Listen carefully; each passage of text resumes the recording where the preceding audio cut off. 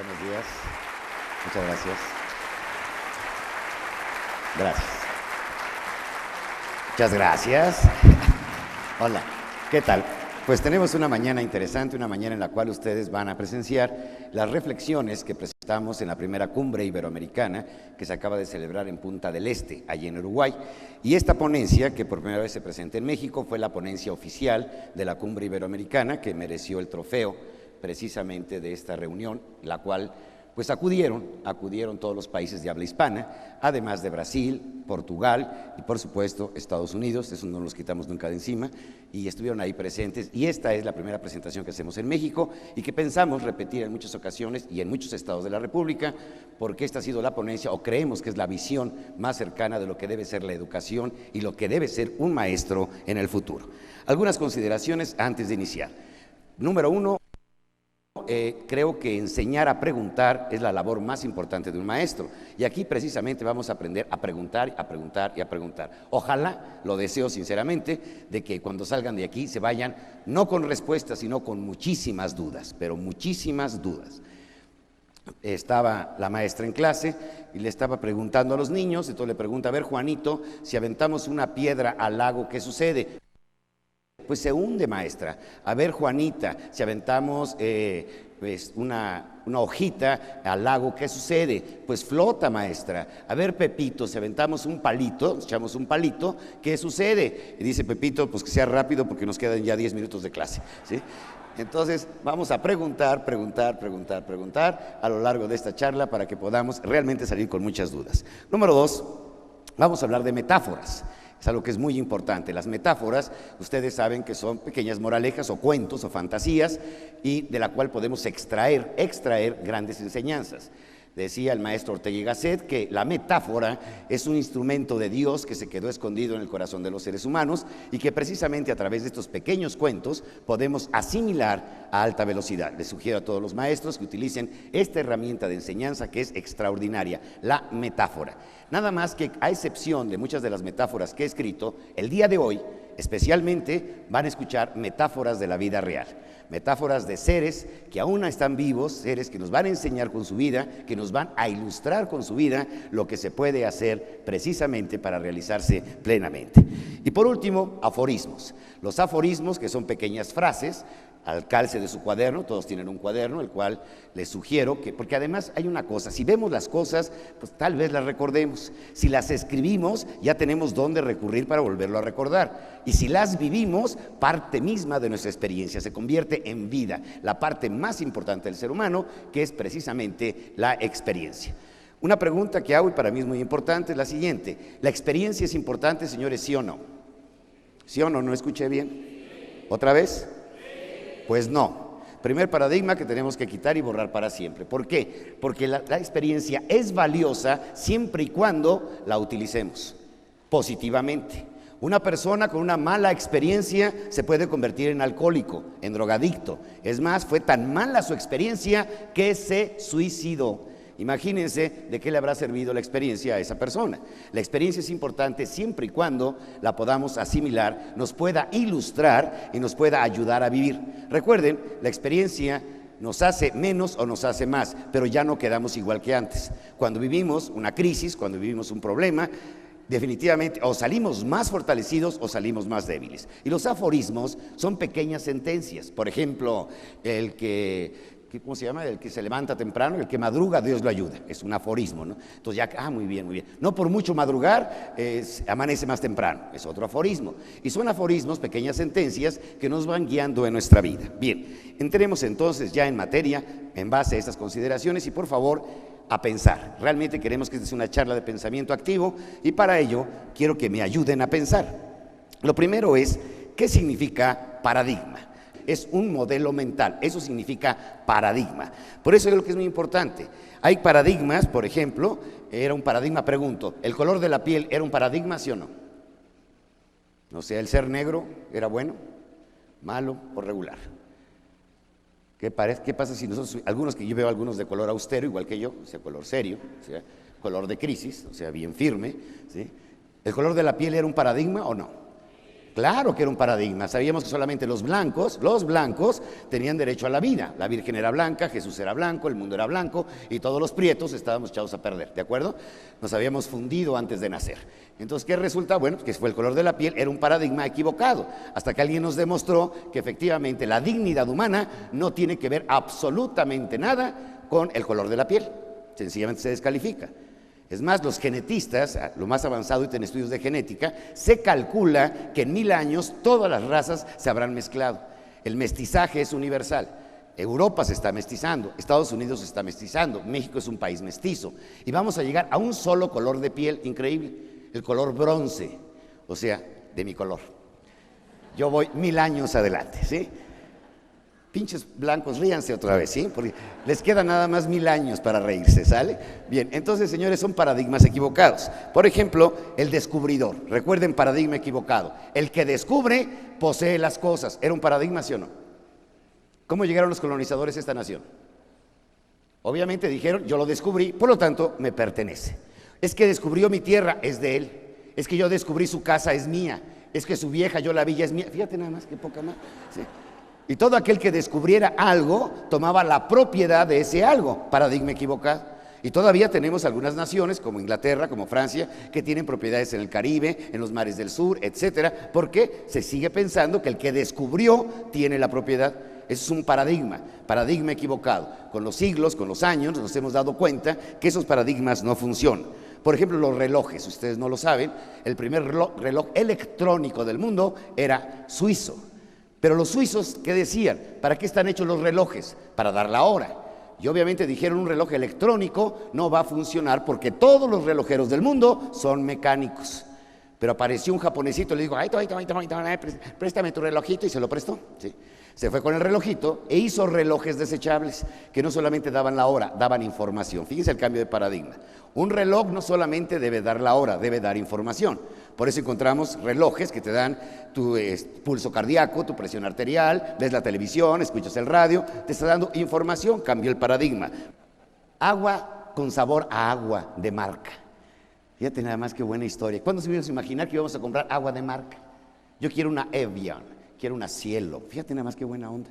Estamos hablando de un rompimiento de ¿qué? De un paradigma. ¿Juan Pablo II habrá roto paradigmas? Imagínate, el mayor representante de la Iglesia Católica, Apostólica y Romana le pide perdón a los judíos por la madriza que les pusieron, ¿sí? Imagínate al padre, al sucesor de Pedro, el fundador de la iglesia, imagínate en un momento determinado entrando a una sinagoga, entrando a una mezquita, el que fue el artífice de la caída del muro de Berlín el 9 de noviembre de 1989, junto con una alianza con Ronald Reagan, hacen la gran conspiración para que el comunismo caiga. ¿Habrá roto paradigmas? Rompió, obviamente, grandes paradigmas. Dalí habrá roto paradigmas. Si ustedes cuando vayan a Barcelona, está muy cerca, 1 hora en tren, su casa, van a encontrar esculturas hechas con pan, por ejemplo. Pan con cerámica, con bronce, con mármol, en fin, una locura. Rompió paradigmas.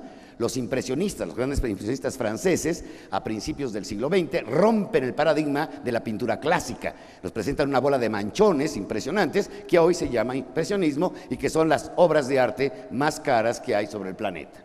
Paradigmas, grandes paradigmas. Ahora yo les quisiera preguntar algo que es muy importante. Vamos a romper paradigmas. Muchos de los paradigmas que traemos aquí en la mente en relación a la educación, hoy los vamos a destruir.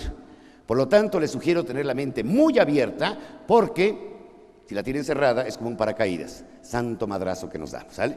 Entonces, señores, vamos a tener la mente muy abierta porque vamos a romper esquemas, aspectos que están equivocados. La experiencia nos ha mostrado que nos hemos equivocado. ¿Cuál habrá sido el paradigma social más importante que se ha roto en los últimos 5000 años? El 14 de julio de 1789. ¿Por qué es el paradigma más importante de la humanidad? Véanlo en la pantalla.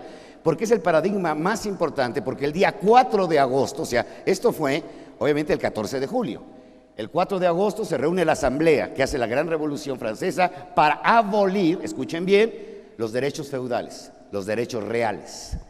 Por primera vez en 5000 años, la sangre azul se convierte en roja. El plebeyo se queda igual que el aristócrata.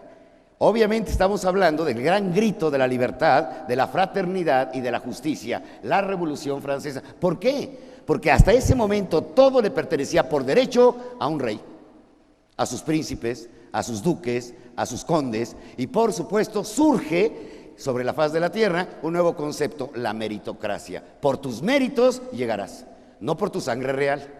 No por familia, no por herencia. Ahora es tu mérito el que tengas tú que prepararte y escalar la montaña al nivel que tú quieras llegar. Ya no vas a llegar por el apellido, ya no vas a llegar por tu sangre de herencia, vas a llegar por tu esfuerzo a donde tú puedas llegar. Y por lo tanto, esto viene a revolucionar todo. ¿Por qué? Porque se da cuenta el plebeyo que puede tener lo que tiene el rico. ¿Cómo? Estudiando. ¿En qué termina la Revolución Francesa? Con el emperador. Fíjense, ¿quién era el emperador? Napoleón, hijo de un abogado. Ya no era hijo de un rey, era el hijo de un abogado. Imagínate, el hijo de Lick ya llegó a emperador.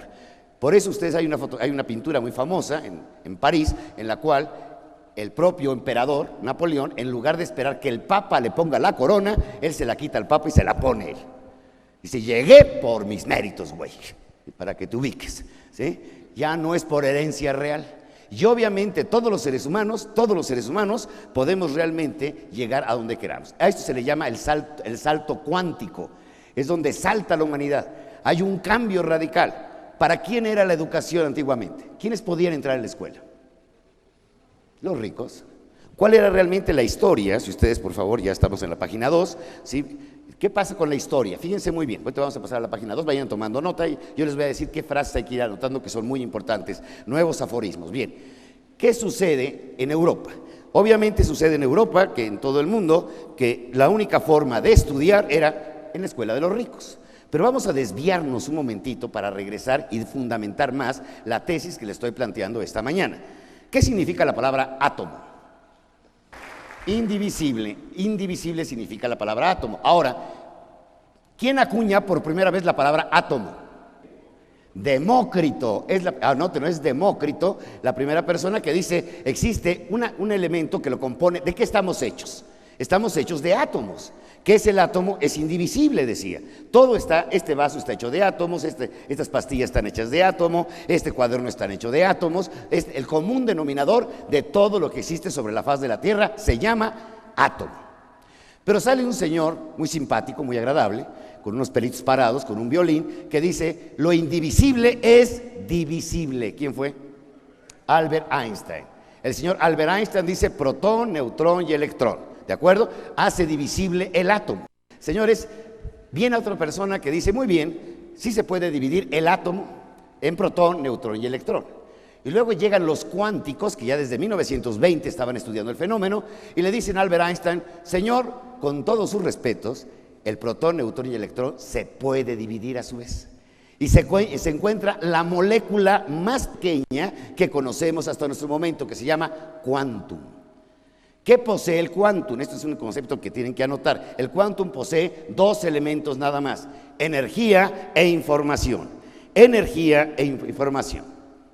¿En qué consistía la piedra filosofal que buscaban los alquimistas? ¿Qué pretendían lograr? ¿Perdón? Transformar los metales en oro, el cobre en oro. Eso era realmente lo que buscaban los alquimistas. Recuerden que la alquimia es el origen de la química. Gracias a los alquimistas se descubrieron muchas reacciones al combinarse determinados elementos. Bien, entonces resulta hoy, año de 2005, ya se puede convertir el cobre en oro. Toman el cobre en el laboratorio, le inyectan energía e información y se convierte en oro. Claro, el proceso es tan caro que sale más barato comprar el oro. Pero vamos a llevarlo ahora al aspecto social. Escuchen bien, al aspecto social, alerta, pónganme atención. ¿Qué sucede? Energía e información. Vámonos al campo social, al campo del campo humano, eminentemente humano. Resulta que hoy en día en Sierra Leona, África, la longevidad es de 24 años. 24 años. A ver, levanten la mano, ¿quiénes son menores de 24 años? Sí, estoy levantando la mano, o sea, son 10 personas, los demás ya hubiéramos felpado, ya. Estaríamos en el paraíso de las carnes frías, fíjate qué buena onda. Y algunos ya andamos en la tercera vuelta del odómetro, o sea que ya. Y resulta que los suecos, escuchen la cifra, tienen una longevidad de 84 años. ¿Qué sucederá? ¿Dios acaso será sueco? Pues sí, oye, pobrecitos, ¿no? En África no se da la vuelta, pero con los suecos pues viven muy seguido, pues fíjate cuántos años viven. Entonces fíjense lo curioso de esto. Spinoza, el gran filósofo holandés, de origen obviamente el apellido es español, pero él es holandés, decía, ¿qué sucede si un árbol, ponemos dos árboles, un árbol en una tierra que no tiene minerales, una tierra pobre, una tierra con poca agua, y por otro lado ponemos un árbol con la cual tiene, fíjense muy bien, tiene una energía, porque todo el día le da el sol, porque tiene simientes que es la tierra, que le da nutrientes, o sea, tiene mejor energía y tiene mejor información. O sea, ¿qué tiene? ¿Energía y qué? Información. Entonces resulta que tiene mucho más información en el sentido de que se le ha colocado. La persona que lo colocó en una tierra más fértil, lo colocó en un lugar más probable, lo está regando, lo está alimentando y obviamente el árbol se convierte en un árbol gigantesco. ¿Qué sucede con un niño que nace en África? ¿Qué sucede? Nació en la tierra débil, como el árbol de Spinoza. ¿Qué sucede con el niño que nació en Escocia o en Suiza? ¿Qué sucedió? ¿En qué tierra nació? Pues en una tierra muy fértil, ¿sí? Miren, señores, ¿creen en la buena suerte, sí o no? ¿Sí o no? Ya me tienen miedo, oigan, ¿sí? ¿Sí o no? Pues sí. Sí. ¿Qué es la buena o mala suerte? Es acontecimiento circunstancial fuera de tu control. Acontecimiento circunstancial no fuera de tu control. Por ejemplo, ¿se acuerdan del tsunami? Llegaste una hora antes. ¿Cómo se llama eso? Qué mala suerte, ¿sí? Llegaste una hora después. ¡Ay, qué buena suerte!, ¿sí? Oye, fíjate nada más, la buena y la mala suerte. Cada quien es arquitecto de su propio destino, ¿sí o no? No. Porque destino es acontecimiento, escuchen bien, circunstancial fuera de tu control. Acontecimiento circunstancial fuera de tu control. ¿Alguno de ustedes eligió su color de ojos? ¿Tu color de piel? ¿Por qué naciste en México y no en Sierra Leona? Acontecimiento circunstancial fuera de tu control. ¿De qué es arquitecto el ser humano? De su porvenir. De eso sí es. Miren, por ejemplo, tú puedes tener en la vida el 5% de buena suerte o el 95% de buena suerte. Por ejemplo, naciste en Buckingham. ¿Cómo ves? 95%. Ya, lo hiciste, maestro, ¿sí? ¿Y qué más te falta? De pronto te cruzas, tú eres Leticia y te cruzas con el príncipe, ¿sí? Te cuchiplanchea y te convierte en princesa, ¿sí? Oye, qué buena suerte, ¿no? Pero qué buena suerte tuviste. Acontecimiento circunstancial fuera de tu control. ¿Quién decidió que yo fuera el príncipe de Gales? Nadie. Obviamente fue circunstancial. Tuviste el 95%. Ah, pero naciste en Sierra Leona. Pues tuviste 5% de buena suerte, ya no, naciste, ya 5%, el 95% que friega, ¿eh? A ver cómo sales de ahí. Fíjense esto, a la conclusión que les quiero llevar. Si ustedes ven su página 3, dice al final, nacemos con las mismas posibilidades, no con las mismas oportunidades. Todos los seres humanos nacemos con las mismas posibilidades, no con las mismas oportunidades. Es una oportunidad haber nacido en Buckingham, es una oportunidad haber nacido en Suecia, es una desgracia haber nacido en Sierra Leona o en la Sierra Tarahumara, etcétera, en la selva. Hombre, mala suerte, cuate. Ahí tuviste 5% de buena suerte porque naciste, nada más. Por eso es tan importante hablar de que todos los seres humanos, paradigma importante, el 96%, escuchen bien, 96% de seres humanos tenemos las mismas posibilidades. Esto ya está demostrado por Gallup, a 2 millones de encuestas en todo el mundo, 3 décadas de investigación. Tenemos las mismas posibilidades, no las mismas oportunidades. Esa es la injusticia a nivel mundial, que no tenemos las mismas oportunidades. Bien, y aquí viene la parte importante. ¿Qué significa educación integral? Les quiero hablar, estamos ya en la página 3. ¿Qué significa educación integral? Es la pregunta. ¿Qué significa educación integral? Antes de hablar de la educación integral, les quiero hablar de algo que es fundamental. ¿Cuáles son los 3 derechos universales que tenemos todos los seres humanos? Los derechos universales del niño africano y del niño que se encuentre son tres grandes derechos los que tenemos en un momento dado. ¿A qué tenemos derecho todos los seres humanos? A la prosperidad. Número uno, es un derecho universal. Cuando se declararon los derechos del ciudadano, precisamente el día 4 de agosto de 1789 en la Revolución Francesa, hablaban precisamente del problema de la igualdad. O sea, ¿pero la igualdad en qué? Como los comunistas. No. La igualdad en el sentido de que tú tengas la misma oportunidad de generar riqueza. Recuerden una cosa, desafortunadamente los países evangelizados hemos llegado, en América Latina en especial, a considerar la pobreza una virtud. Échense esa. Que se mueran los jodidos, ¿para qué se van a morir los pobres? O sea, yo me la estoy pasando re bien, ¿sí? Y el otro como, espera, hijo mío, espera, en el cielo tendrás tu recompensa. Y ahí está, esperando toda la vida. Pero padrecito, espera, hijo, espera. Los condenados ricos ni por el ojo del agujero, de la aguja, del camello, de la madre. Ah, sí, qué bueno que soy pobre. Bendito sea Dios que sea pobre. Pues castígame Dios haciéndome rico, ¿verdad? Podríamos decir. Entonces, ¿qué resulta? Hemos hecho de la pobreza una virtud. ¿Y no creen ustedes que todos tenemos derecho a vivir bien, a comer bien, a tener una casa, a tener un coche, a educar bien a tus hijos? La prosperidad no es pecado, paradigma que hay que romper, es un derecho universal. Todos tenemos derecho a vivir mejor, más y mejor. Segundo derecho universal, la paz. Todos queremos paz. Los gringos obviamente es el país más próspero del planeta, ¿sí o no? El más próspero del planeta. ¿Y cómo andan de paz? Imagínate, ¿cómo andan de paz los gringos? Tienen mucha plata, pero ¿cómo están de paz? En un país donde se viola a un niño cada 40 segundos. Un país donde hay aproximadamente 2.620.000 presos en sus cárceles. Un país donde tiene 11 millones de adictos. Un país que nada más en un año en homicidios tiene más muertos que en 11 años de guerra en Vietnam. No nos educaron para la paz, nos educaron para la prosperidad, nada más. Es increíble, ¿eh? Nos educaron, repito, para la prosperidad, para ser productivos, para generar plata, para ser autosustentables, mas no nos han educado para tener paz. ¿Acaso algunos de ustedes nos dieron clases de perdón, comprensión, aceptación, flexibilidad? De eso nadie nos dio clase. Nos dieron clase de otras cosas, pero de eso no nos dieron clase. Tercer derecho universal, la felicidad. La felicidad. Recuerdo mucho a la doña María Félix en relación al dinero que decía, los diamantes no producen la felicidad. Ay, pero cómo tranquilizan los nervios, ¿sí? La felicidad también nos entrenaron para ser felices. Tenemos una cantidad de psicología para los males del alma, la neurosis, la esquizofrenia, los neuróticos, etcétera, pero no tenemos tratados que nos expliquen cómo lograr ser felices. Tenemos que estar enfermos, no, sin estar enfermo, sin ser esquizofrénico, ni neurótico, ni maniático. ¿Qué modelos de felicidad nos han enseñado? ¿Cuándo se nos han transmitido los modelos para ser felices? No, tampoco. Viene el ser integral, un ser integral que tiene que buscar la prosperidad, la paz y la felicidad. ¿Y cómo está compuesto el ser humano? El ser humano está compuesto de tres grandes elementos. Vamos a recurrir nuevamente al esquema del maestro Ortega y Gasset.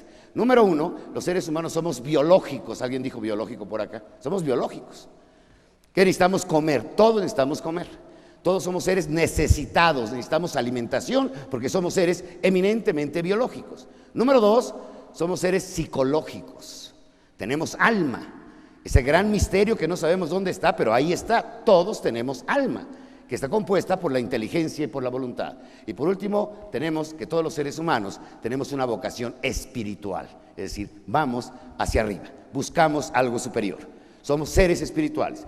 ¿Qué sería educación integral? Aquel que te forma la parte biológica, psicológica y espiritual. La biológica, que te enseñen a ser próspero, productivo, generador de plata. Número dos, psicológico, que te logren dar educación para alcanzar la paz. Y espiritual, para que puedas llegar a ser un ser feliz. ¿Se entienden los tres conceptos? Esto es educación integral. Ya no vamos a hablar de instrucción, ni de formación, ni educación. Educación integral es un ser humano que es preparado biológica, psicológica y espiritualmente. Un ser que es tocado en su biología, en sus emociones y en sus creencias. Son tres elementos esenciales. Bien, entremos pues en materia.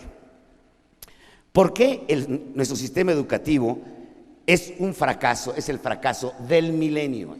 Aquí ya pónganse los cinturones de seguridad, todos los maestros, profesores, directores de escuela y rectores, porque nuestro fracaso es impresionante.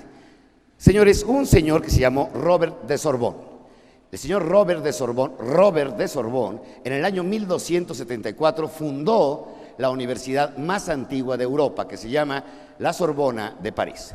Robert de Sorbonne funda en 1274 la universidad más antigua de Europa. ¿Por qué fundan esa universidad? Porque la educación, como era para aristócratas, obviamente, pues resultaba ya muy caro tener un maestro particular de música, de literatura, de matemáticas, de astronomía. Entonces se reúnen los ricos y dicen, bueno, vamos a compartir el costo de los maestros, ¿sí? Entonces se crea el sistema académico como lo conocemos actualmente. Un grupo numeroso, ya no es personalizado, sino que se hace ya en una forma masiva y se empiezan a crear las carreras de literatura, de artes, de ciencias y demás. Se tiene como precedente del sistema educativo la universidad más antigua de nuestro tiempo, es la Universidad del Cairo, año de 1960, Universidad del Cairo. Es la que se considera el antecedente más antiguo de nuestro actual sistema educativo. Pero ¿qué sucede? Vámonos primero a hablar del IQ, es decir, del coeficiente intelectual.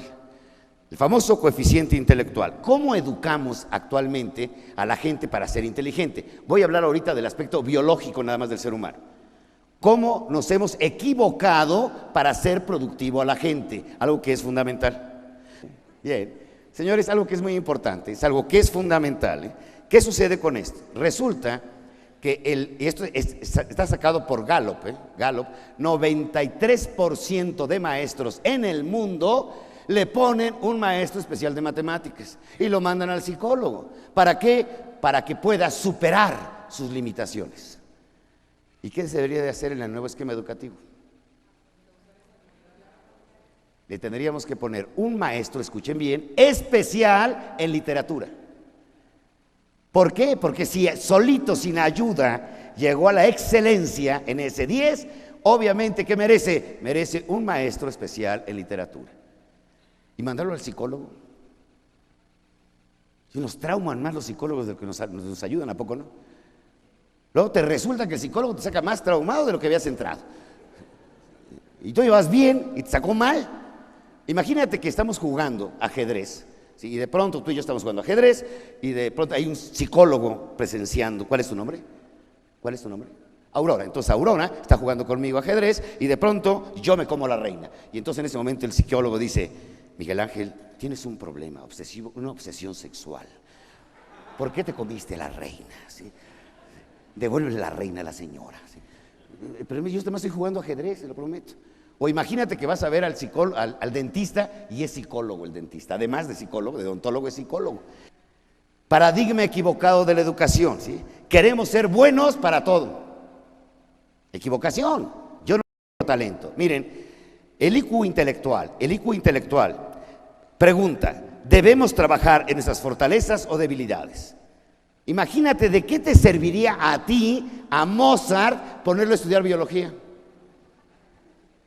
No, mijito, tienes que ir a la escuela y pasar biología. Pero papá, yo quiero el piano. No, ni madre, a la biología. Bueno, imagínate a Albert Einstein estudiando ballet clásico. Buonarroti, ¿saben quién es Miguel Ángel Buonarroti? Sí. No alinea con la selección de Italia, no. ¿Sí? Miguel Ángel Buonarroti, sí. El gran renacentista, el escultor de todos los tiempos, el pintor más excelso de su época renacentista. Su papá quería que fuera contador. C.P. Miguel Ángel Buonarroti. ¿Cuánto hubiera perdido la humanidad? ¿Cuánto ha perdido la humanidad? ¿Y cuánto seguimos perdiendo en la humanidad? Esto es lo más impresionante. ¿De qué nos hubiera servido un contador Buonarroti? Y que hubiera dejado frustrada su vocación natural de escultor y pintor. Pero eso sí, llevó buenas calificaciones a la casa. Imagínate qué locura. Primera gran equivocación de la formación intelectual, y por favor anoten, se necesita focalización. Hay gente, bueno, yo conozco gente que tiene, bueno, desde que la conozco estudia inglés, hace 35 años estudian inglés y no saben ni madre. ¿Por qué? Porque no tienen el talento lineal de los idiomas, no lo tienes. Pregunto, ¿los talentos son naturales o son adquiridos? Son naturales.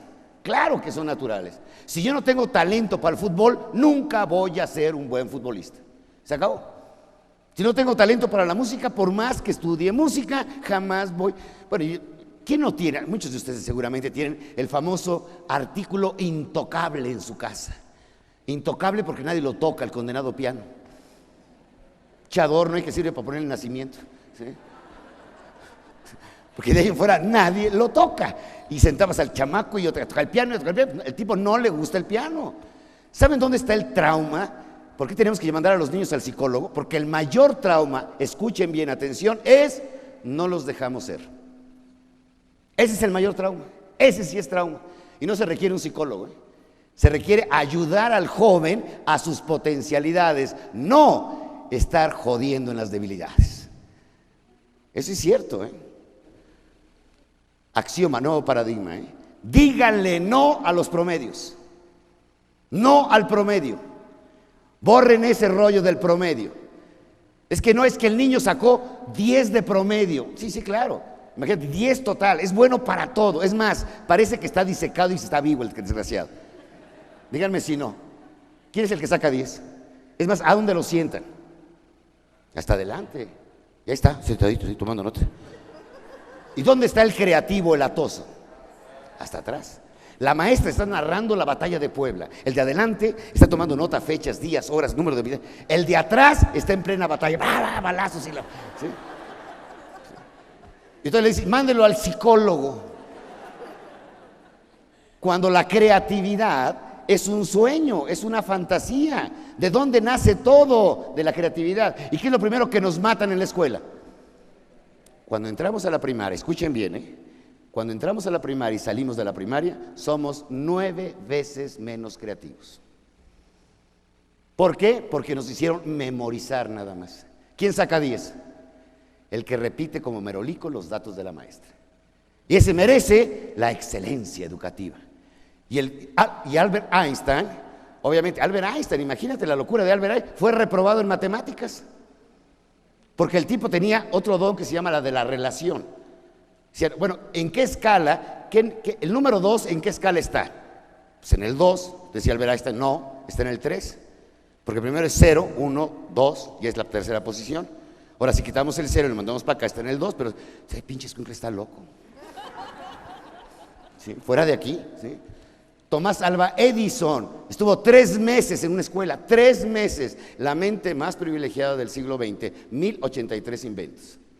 Fue el que hizo la bombilla incandescente, nada más por darles un invento de él. Pero ¿qué sucedía? Llegaba la maestra y le marcaba un 7 en el pizarrón. Le decía, a ver, Tommy, ¿qué es? Y Tommy volteaba y decía, es un ala, es un destapador. Ay, pinche escuincle, ¿sí? Mándenlo al psicólogo, ¿sí? Esos maestros que mandan al psicólogo, sin antes entender qué es lo que necesita ese niño, tienen el cerebro de ese tamaño, ¿lo están viendo? Y no creen que es pequeño, ¿eh? Está hinchado. Está hinchadito nada más, está hinchadito, ¿sí? Además, si este profesor se suicida y se descarga en el cerebro 8 balas expansivas, va a tardar 10 días en morir. Porque es el tiempo que va a tardar las balas en encontrar el cerebro. O sea que por favor entendamos que hay que buscar ¿qué? Potencialidades. Miren, aquí algo que es fundamental. Dile no a los promedios. La educación, fíjense bien, la educación no es meter información. La educación es extraer potencialidad. Repito, la educación no es meter información, es extraer potencialidad. Ahí está precisamente el gran secreto de la nueva generación de profesores en la parte cognitiva, intelectual nada más, la parte cognitiva. Bien, hasta aquí vamos bien. Si he logrado transmitir algo, no se ha entendido ni madre. EQ, fíjense, EQ, así. Q es coeficiente, ¿de acuerdo? Ahora, en vez de IQ, le van a poner EQ, lo dice en su página número 6. Vamos a hablar del coeficiente emocional. El coeficiente emocional. Pregunto, ¿la mayor parte de nuestras decisiones son inteligentes o emocionales? ¿A quién le gusta el fútbol? Levanten la mano. Hoy juega la selección, sí. ¿Por qué vamos a estar como idiotas conectados con nuestro cordón umbilical a la tele así? ¿Qué estamos comprando ahí? Emociones. Estamos comprando emociones, ¿sí? ¿Por qué vamos a un show, haz de cuenta, del Puñal de Juan Gabriel? ¿A qué vamos? ¿Qué compramos? Emociones. ¿Te emociona comprar un coche? Claro. ¿Te emociona una casa? ¿Te emociona casarte? Bueno, al principio por lo menos, ¿no? Ya después a quién sabe, ¿no? Ya después ya quién sabe, ¿no? Al principio por lo menos es emocionante, ¿sí?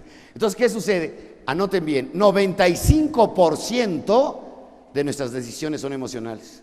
95% de nuestras decisiones son detonadas por algo que se llama motore, que significa motivo.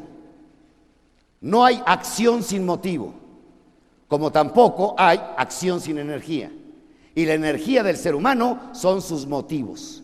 Es la parte emocional, la parte poderosa, es la parte que te arranca, es la parte que te lanza, es la parte... Señores, ¿hay motivos para estar alegre? ¿Hay motivos para estar jetón? También. ¿Hay motivos para que te quedes en la depra? Claro. Es que está desmotivado, no, ni más. Tiene motivos para estar en la depra. ¿Cuál es el grado máximo de motivación que se ha medido un ser humano? Es cuando se suicida. Es que se suicidó por desmotivado. Ay, ¿qué motivos habrá tenido para meterse un balazo? Ahora bien, por eso decía Platón, otra vez, no alinea con la selección de Brasil, regresamos, el gran filósofo griego, el alumno de Sócrates, maestro de Aristóteles, decía, las decisiones las tomamos con el estómago, lo decía Platón, ¿eh? Claro, ¿a poco, cuando ves a alguien que te gusta mucho, que estás enamorado de él o de ella, qué sientes en la panza? Hay cosquillitas, ¿eh? Si la ves con otra, también, ¿no? Y también pega ahí, o sea, pega en el estómago, ¿sí? Me pregunta a mí, Miguel Ángel, antes de cada conferencia, ¿cuál es tu estado emocional? Contesto, diarreico. ¿En dónde está toda la energía? Aquí, increíble. ¿Dónde te laten las cosas? Me latió. ¿Dónde te latió? Tú mundo se imagina que te brinca el corazón, ¿no? Te latió aquí, fíjate, en el estómago. Somos emocionales. Y por emociones rompemos relaciones, por emociones hacemos guerras, por emociones nos dejamos de hablar, por emociones hacemos un desastre, sacamos un monstruo emocional. Será importante educarnos en las emociones. Les voy a presentar a continuación metáforas reales, de seres humanos reales, para que ustedes me ayuden a descubrir estos personajes a lo largo de esta charla. Primero les voy a hablar, bueno, antes de eso, por favor, anoten en sus cuadernos www.cornejo online. Por favor, anoten en sus cuadernos www.cornejoonline.com. cornejoonline.com. ¿Para qué? Para que entren a nuestro portal, es totalmente gratuito, pueden bajar documentos, pueden ustedes tener acceso a mucha información, es un portal exclusivo para líderes, ustedes como maestros, padres de familia, líderes de empresa, tenemos un acceso directo precisamente a tener esta información. Bien, les voy a presentar la historia de seres humanos metafóricos que nos dan una lección de vida, que nos inspiran sus biografías para que nosotros nos hagamos ciertas preguntas que tenemos que hacernos esta mañana. Va el primero de ellos, se llama Mandela, está vivo actualmente Mandela. Pero ¿cuál es la historia de Mandela? La historia de Mandela, fíjense bien, fue encarcelado cuando tenía 46 años de edad. Lo metieron a la cárcel porque estaba en contra del apartheid en Sudáfrica, estaba en contra de la marginación de los negros. Le dolía mucho el estado de los negros, pero a los 46 años lo agarran preso y lo condenan a muerte. Luego le conmutan la pena a cadena perpetua, o sea, más ligero la cosa. A su esposa, fíjense qué interesante, a su esposa, durante 21 años de cárcel, no le puede tocar la mano, está atrás de un cristal. Y cuando sale 27 años después, la mujer se muere. Qué poca madre, ¿verdad? Destino, mala suerte. Pero ¿qué sucede? Después de los 27 años, a los 73 años sale de la cárcel, 73, y lucha con una obsesión, con una pasión, con una entrega, hasta que vence el apartheid y surge la nueva Sudáfrica. Él les decía a las gentes, ¿quieren seguir iguales? Métanse en las cantinas, emborráchense, sigan iguales, pero ahorita, si queremos sacar adelante, pongámonos a trabajar, a estudiar, a instruirnos, salgamos adelante. Aquí la pregunta, ¿quién habrá educado a Mandela? ¿Quién habrá educado a Mandela? ¿Quién lo educó? Sería la gran pregunta, lo tenemos aquí en la pantalla. ¿Quién lo educó? Vámonos con un segundo personaje que está vivo también. Se llama Andrea Bocelli. ¿Han escuchado a Andrea Bocelli? ¿Sí se acuerdan de quién es Andrea Bocelli? Un hombre que a los 12 años recibió un balonazo en la cara. Después de ese balonazo se quedó ciego. Por más que hicieron los médicos, se quedó completamente ciego. O sea, era un hombre que ya había visto. No nació ciego, sino que ya había visto. La frustración fue terrible. El hombre estudió para abogado. A los 33 años de edad litigaba en Pisa. ¿Están escuchando una canción de él? A ver, dale más volumen.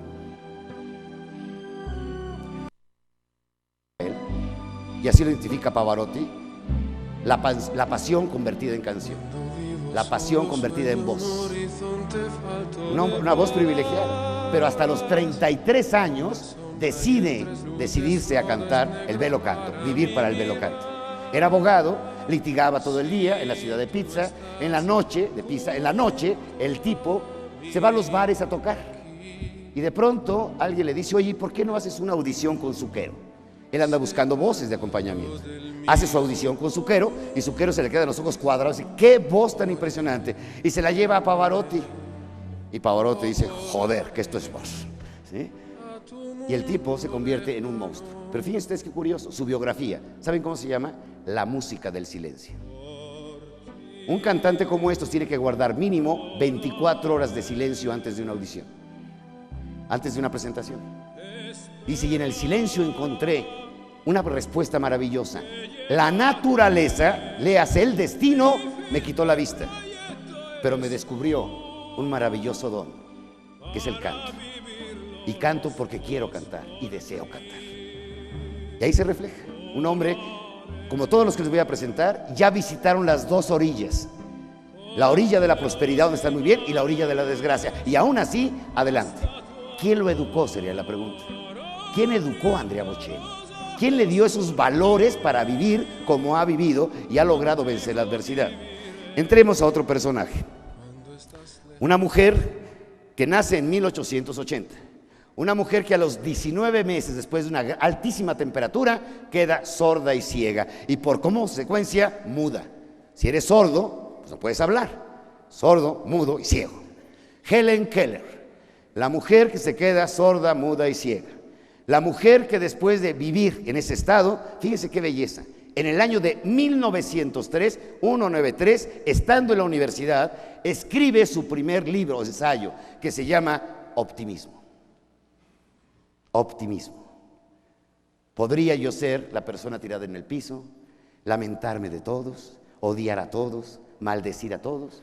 Y su primer trabajo, fíjense ustedes, a los 23 años, se llama Optimismo. ¿Por qué?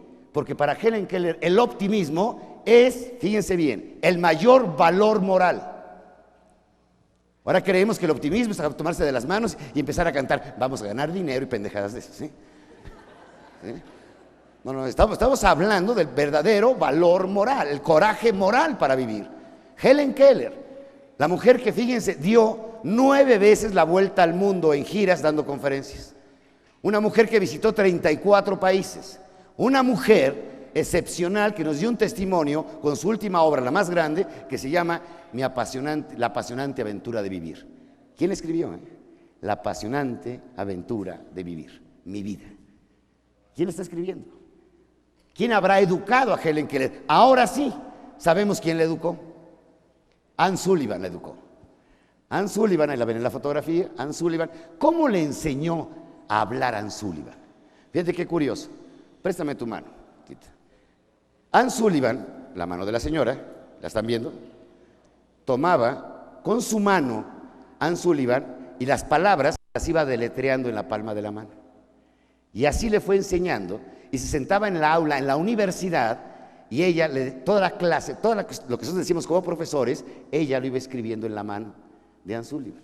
Y Anne Sullivan, Helen Keller, llegaba a su casa y lo pasaba a su máquina de escribir.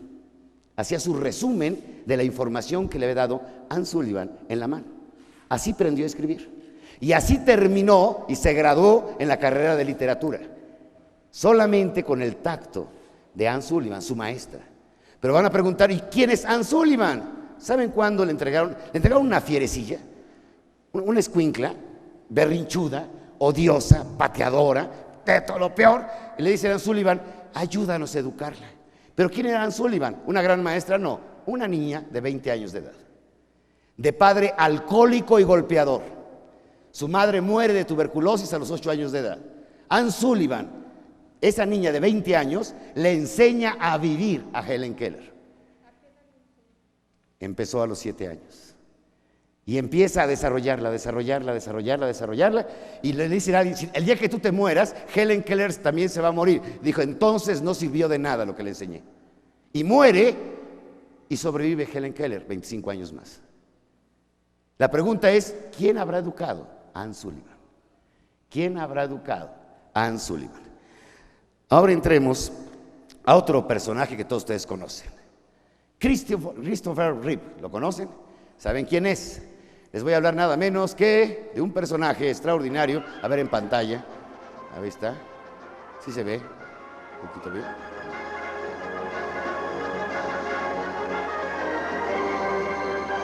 Superman, el único mamífero que vuela, ¿sí? El mamón de Superman, ¿sí? Bien. Entonces, ¿pero quién es Christopher Reeve? Es un hombre, estaba en el pináculo de la fama, ¿sí o no? Era guapo. Guapísimo, ¿verdad? ¿Sí? Buen tipo. Estaba en el mejor momento de su vida. Tenía 43 años con el accidente. El hombre estaba en la fama, en la presencia, en la escultura, en la forma. Tenía todo el mundo a sus pies. Y resulta que en el año de 1995 se cae de un caballo y queda paralizado completamente del cuello hacia abajo. Le funcionan 2 cosas nada más, el cerebro y el corazón. Tiene que vivir con un aparato indexado para poder respirar. No puede respirar. Y el hombre intenta suicidarse.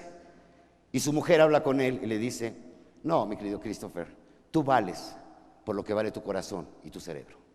No vales por tu cuerpo. Y Christopher Reeve pide que le retiren el aparato de respiración para intentar por primera vez respirar 10 veces seguidas. Para él es humillante, terriblemente humillante, que tarden 3 horas diarias en asearlo, limpiarlo, cambiarlo. Imagínate, después de haber sido Superman. Y Christopher Reeve decide que el resto de su vida, el resto de su sufrimiento, va a ser un mensaje de optimismo para el mundo. Y se dedica a dar pláticas, a crear fundaciones. Finalmente muere en el año de 2004, pero yo creo que su vida merece el mejor Oscar de la Academia. Su propia vida. Hizo de su vida una aventura de amor. Sus últimos 10 años fue para entregarse a los seres humanos. Christopher Reeve, ¿quién lo educó? Nadie lo sabe. Y podríamos aquí seguir una gran lista, por ejemplo, Viktor Frankl. Viktor Frankl, ya anótenlo porque es muy importante, Viktor Frankl. Viktor Frankl vivió 4 años en un campo de concentración en calidad de prisionero. Viktor Frankl, fíjense bien, escúchenme muy bien, nos aportó en la conducta humana, en mi opinión, lo mejor a nuestra generación. Nos dio el secreto a través de la logoterapia, la tercera escuela psiquiátrica de Austria, de Viena, a nivel mundial. Nos entregó el mayor secreto para cambiar de vida. ¿Saben cuál es? Cambia de actitud. Cambia de actitud. Esa es la logoterapia en esencia.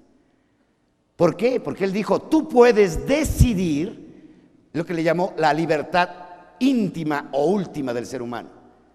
Tú me odias, tú me golpeas, tú me arrastras y yo decido amarte. Entonces decía Viktor Frankl, me podrán amenazar de muerte, maltratarme, le hicieron una operación abierta sin anestesia. Decía, yo decido al final cuál va a ser mi actitud. Mandela se fue a despedir después de 27 años de sus carceleros y les dijo, les vi el aspecto humano y bondadoso. ¿De dónde sacaron? ¿Quién educó a Viktor Frankl? Konosuke Matsushita, el empresario más grande del siglo XX según la Universidad de Harvard. El hombre que logró hacer una fusión espiritual corporativa. Darle una misión al que trabaja en una empresa, darle el amor a la camiseta.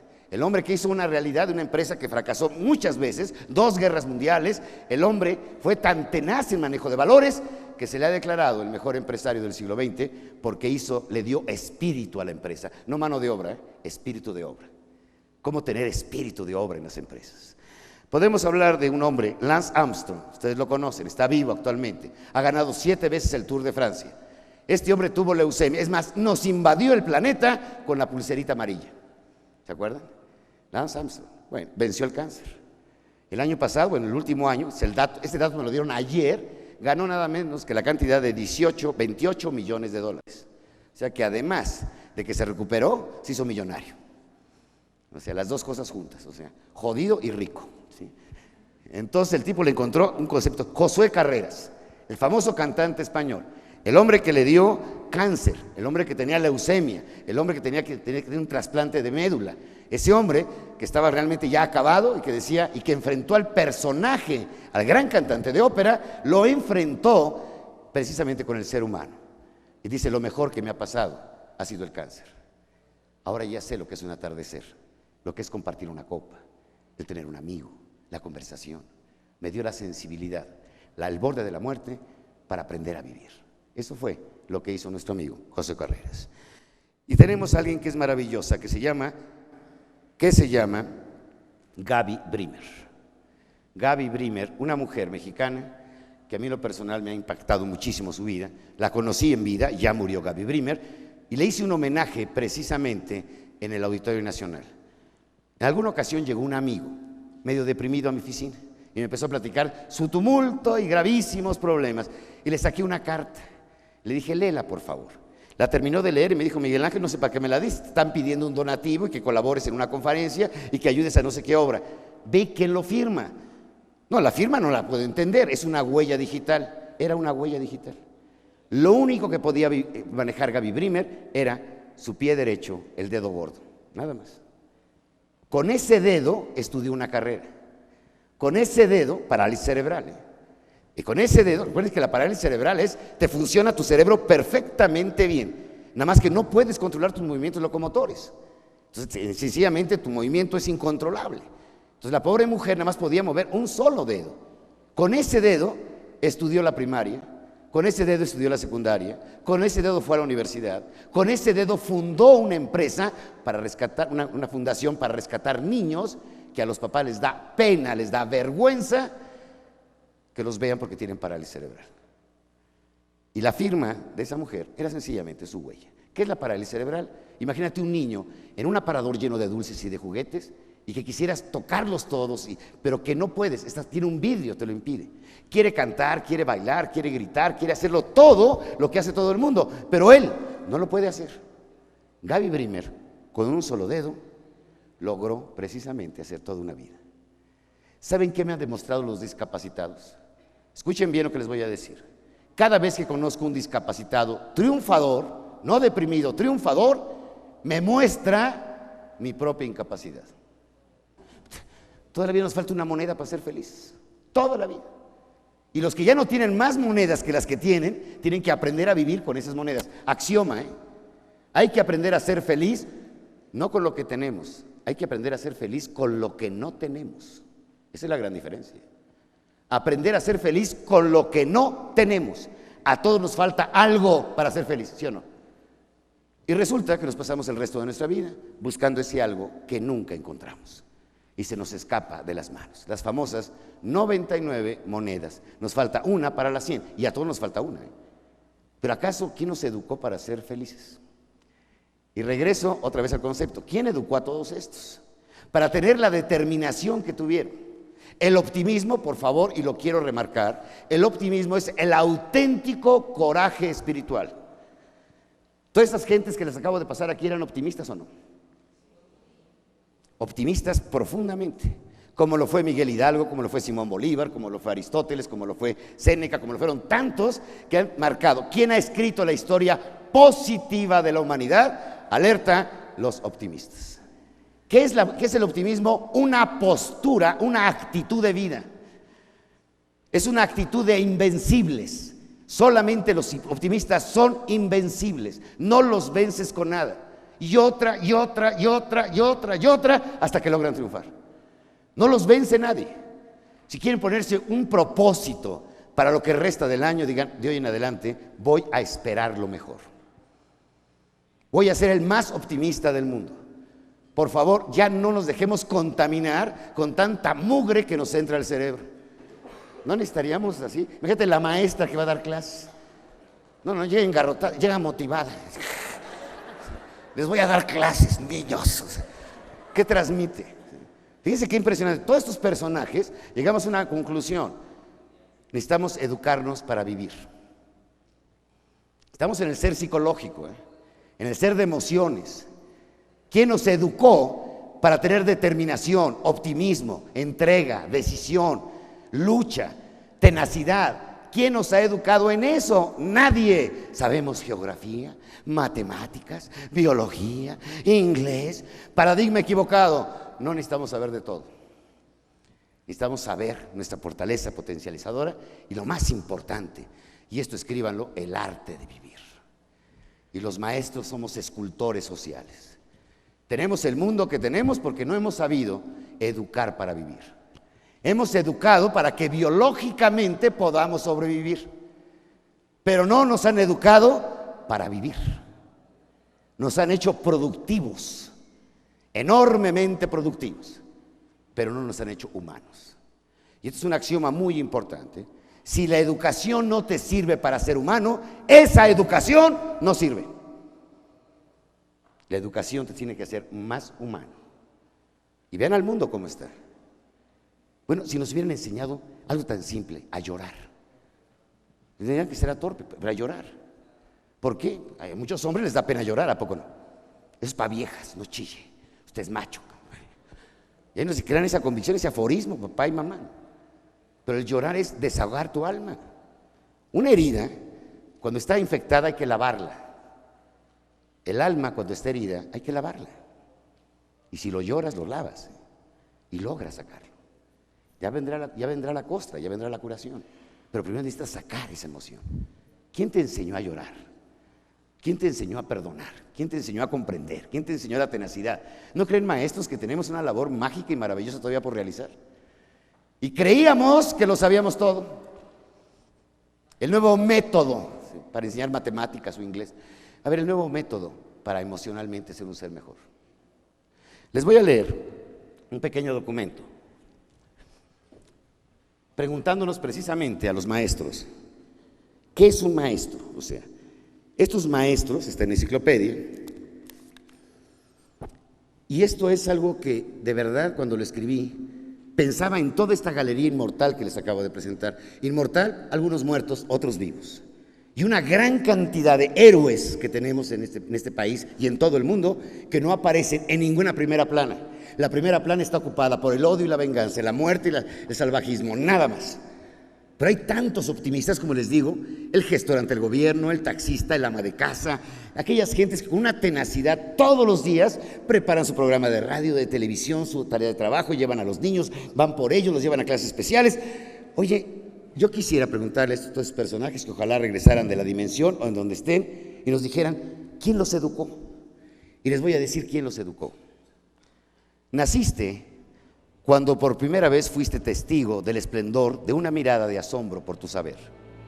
Eres un Sócrates que hace reflexionar a los jóvenes en el ágora de Atenas, a quienes ayudas a gestar sus propias respuestas. Eres la mano suave y paciente que enseña a leer al invidente, la Anne Sullivan, que transmite el universo a la mano frágil de Helen Keller. Eres un cuento con metáforas y magia. Despiertas la imaginación de tus alumnos y les dejas moralejas para que las conviertan en virtudes. Eres quien despierta el deseo de aventura. Te conviertes en Julio Verne, en descubridor de mundos y conquistador del universo. Los haces soñar para alcanzar lo imposible. A través de la historia, quienes han ejercido en tu profesión forman una galería inmortal. Aristóteles, Edison, Albert Einstein, Gandhi, Jesucristo. Has experimentado las más profundas emociones de alegría al ver el triunfo de tus alumnos. Has padecido sus fracasos y te han herido profundamente. Estar al lado de una tumba de alguno de ellos, quien era demasiado joven para morir. Eres verdaderamente polifacético. En un solo día te conviertes en consejero, militante, político, padre adoptivo, taxista, recadero, prestamista y hasta detective. Localizas artículos perdidos. Además de ser médico, enfermero, psicólogo, y tu faceta más importante es ser aquel amigo que busca sinceramente el bien de los que ama. Eres un escultor de seres humanos. Tu principal misión es hacer surgir en cada uno de tus alumnos lo que deben llegar a ser. Los impulsas a luchar incansablemente por encontrar su sentido existencial. Los conviertes en buscadores de tesoros. que es la realización de su propia vocación. Y tu sueño más importante es que cada uno de ellos logre trascender y cumpla plenamente con la misión que Dios les concedió al nacer. Luchas. Sí, luchas incansablemente contra el pesimismo, el derrotismo, la crítica sin sentido, el desaliento, la envidia, y tus mejores armas son el optimismo, la alegría, el conocimiento, la imaginación, la fortaleza, tu profunda fe y tu sincero y auténtico deseo de servir. Perteneces a una profesión que edifica el futuro. Estás destinado a permanecer por siempre. Los padres te han confiado la tarea más importante: educar a sus propios hijos. Y además, está cierto que Dios te concedió ser el arquitecto de su creación humana. Tú eres un maestro. Y cuando hablamos tú eres un maestro, de verdad, mi reconocimiento, porque estos maestros que están el día de hoy, esta mañana, están decididos a ser arquitectos sociales, a ser las manos de Dios para que su creación sea mejor. Gracias.